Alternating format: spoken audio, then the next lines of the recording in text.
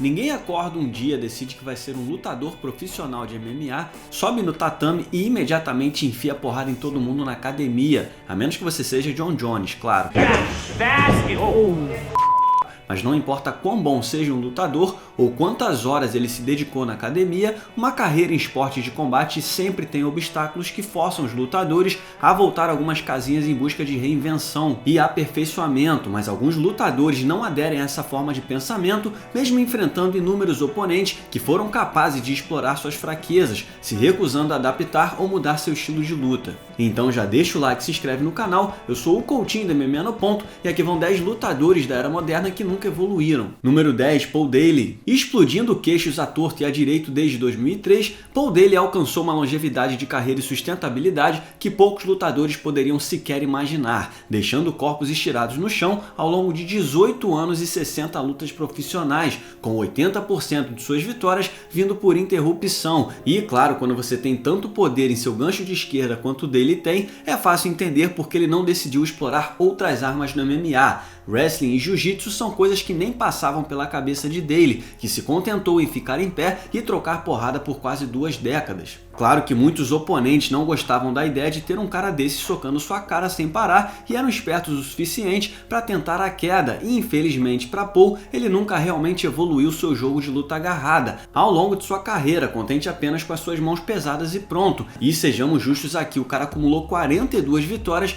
então não dá para criticar muito suas escolhas de tática. Mas é bastante claro ver que, apesar de seu status de veterano do esporte, o arsenal do cara só consiste basicamente em uma arma. Número 9, Quinton Jackson. Já existiu na face da terra um pacote com músculos, extrema capacidade atlética e fúria desenfreada como o Rampage Jackson? Talvez King Kong, mas ele teve problemas para se controlar e agarrou aquela garota. Ah, calma aí. Apesar de tudo, o Rampage sempre foi o favorito dos fãs e é muito fácil saber o porquê. Com seu estilo de luta extremamente empolgante, combate estacas, nocautes brutais e uma personalidade forte e divertida durante sua carreira no Pride e no UFC. A maior força de Rampage sempre foi sua explosão e seu boxe, mas à medida que o esporte se transformava para um mix de artes marciais, o estilo unidimensional de Rampage começou a se tornar um problema. As lutas com adversários completos como Jon Jones, Ryan Bader e Glover Teixeira mostraram alguns buracos no jogo de Rampage e na maioria das vezes, ao invés de tentar melhorar seu próprio arsenal de técnicas,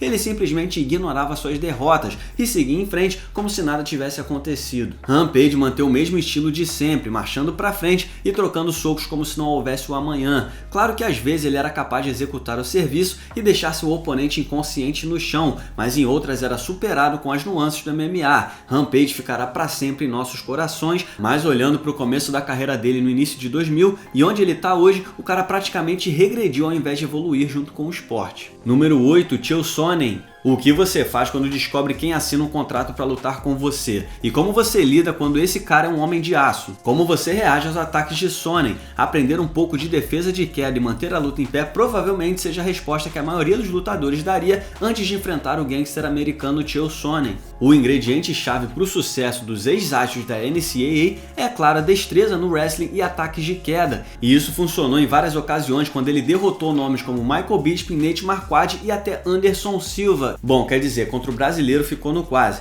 Mesmo assim, Chael sempre teve muito sucesso no quesito de derrubar e controlar outro homem, exceto contra Jon Jones, claro. Mas ele pecou muito em outros aspectos do MMA. Abre aspas, diga o que quiser antes da luta, mas quando terminar, você aceita o resultado, fecha aspas. Essa é uma das inúmeras aspas do vilão favorito da galera, e essa certamente foi sua atitude ao longo de sua carreira, em meio ao falatório único e perspicaz, mas nunca vimos uma fagulha de evolução no jogo do cara. Era wrestling ponto final, e por que não, já que ele foi indiscutivelmente um dos melhores lutadores no seu auge no MMA, mas nunca vimos o cara nem tentar competir em outras áreas do esporte, pagando preço por isso em todas as suas derrotas. Número 7, Jake Shields. Alguns lutadores são tão bons em uma área que conseguem ir tão longe no esporte que a gente praticamente ignora que elas são limitadas pra cacete. Essa teoria se aplica com perfeição a Jake Shields, membro da equipe de Cesar Gracie. Em primeiro lugar, é importante frisar que se você é um grappler tão bom quanto Jake, por que você tentaria fazer outra coisa? Ele acumulou um cartel de 26-4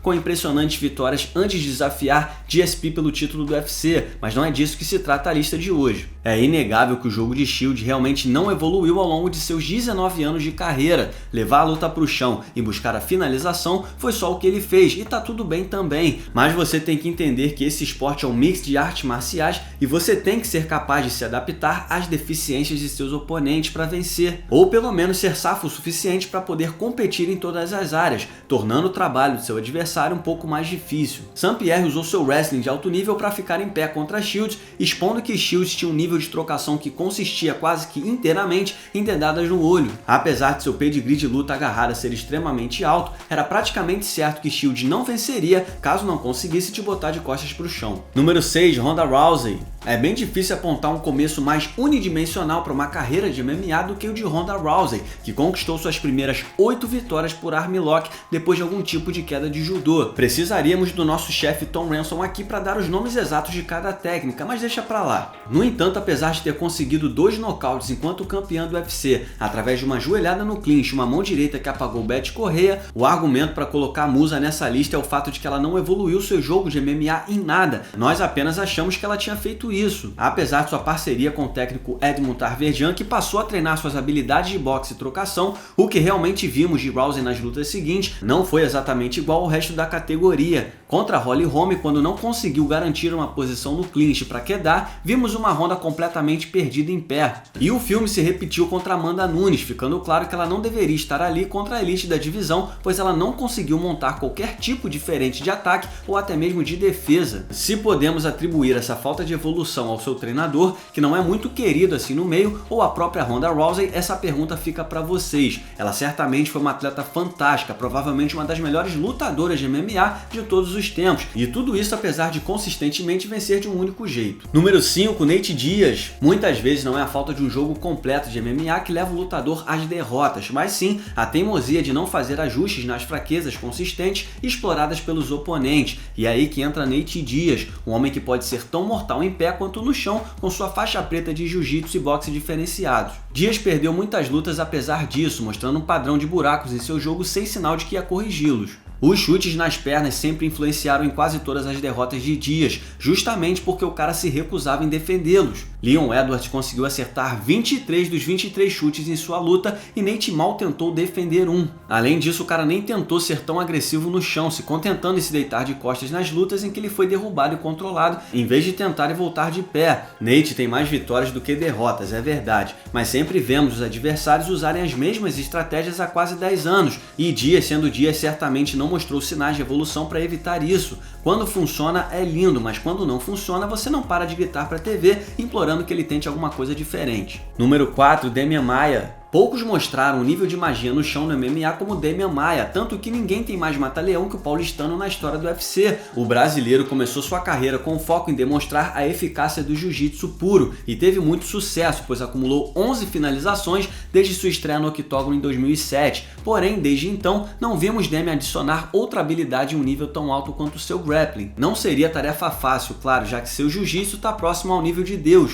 mas como todos nós sabemos agora, ser capaz de misturar suas estratégias e ataques te ajuda a longo prazo. Mas quer saber, ser limitado funcionou para Demian e ele bateu gente no mais alto nível, como Jorge Masvidal, Carlos Condit, John Fitch e Chael Sonnen. O único problema é que cada oponente que ele enfrenta sabe exatamente o que vai fazer, e ele falhou contra muitos deles, incluindo Tyron Woodley, Rory MacDonald e mais recentemente Belal Mohamed, que foram capazes de decifrar e parar seus ataques de queda e clinch. Demian usou sua trocação quando precisou, mas nunca foi bom nisso, e certamente nunca melhorou em comparação com outros grapplers como Ryan Bader, Fabrício Verdun ou Rafael dos Anjos, que foram capazes de evoluir seu jogo para além do grappling. Número 3, Mike Perry. Às vezes você se pergunta o que poderia estar impedindo o lutador de evoluir em seu jogo de MMA. Seriam equipes inconsistentes, falta de treinamento ou disciplina adequada? Para Mike Perry, o problema é uma combinação de tudo isso e muito mais, e justamente um ponto que ele tinha tudo a seu favor, como idade, força física, instintos naturais de luta e talento. O problema é que ele parecia estar preso em um ciclo sem fim quando subia no ranking do UFC. Ele se tornou querido dos fãs com seu estilo agressivo e nocaute, mas com o passar dos anos,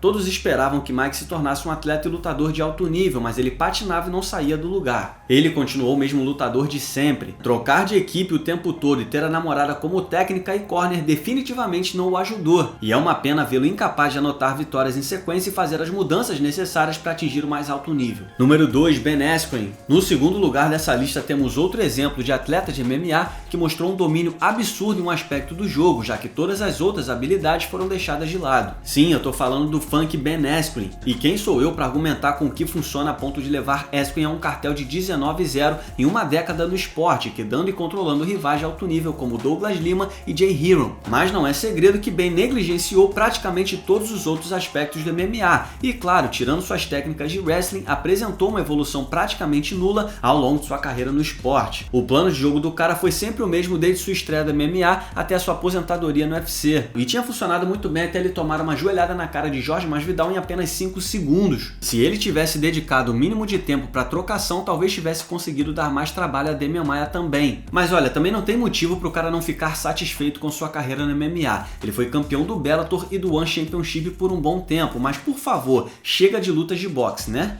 Número 1, Chuck Liddell. O UFC tem vários picos de popularidade ao longo dos anos, sempre liderado por alguma figura carismática do esporte, e o responsável por isso nos anos 2000 foi um cara com moicano que atendia pelo apelido de Homem de Gelo. A ascensão de Chuck Liddell à fama foi perfeitamente sincronizada com o crescimento do UFC como esporte e na cultura pop dos Estados Unidos, e quem melhor para isso do que um cara amedrontador como Liddell? Sua paixão por nocaute certamente o ajudou no quesito popularidade, e a experiência no wrestling o ajudou para manter as lutas em pé. Mas além de lançar aquele mata-cobra tentar apagar seus oponentes, o jogo geral de MMA em si do Homem de Gelo não passava disso, com uma média de quedas de 0,44 por 15 minutos, garantindo que a maioria de suas lutas nunca chegasse à decisão dos juízes, e só 3 quedas anotadas em 8 anos no UFC, ele também teve uma média de finalizações de 0. O plano de jogo de Chuck nunca se desviou de uma rota que o fez tão popular, que é buscar o nocaute a qualquer custo, e amamos o cara por isso. Uma pena que a sua carreira terminou da forma que terminou. Quem sabe as coisas teriam sido diferentes se ele tivesse tentado uma quedinha aqui ou ali. E aqui vai um salve para o Balion que escreveu essa lista. Você pode seguir o Balion no Twitter através do Balion_Plays. E um salve também para Max Randall que editou esse vídeo. Você pode seguir o Max no Twitter através do Max_Randall. Muito obrigado por assistir. Não se esqueça de deixar o like e se inscrever no canal. Nós temos sempre vídeos semanais por aqui. Deixe também o seu comentário sobre o vídeo logo abaixo e siga-nos nas redes sociais.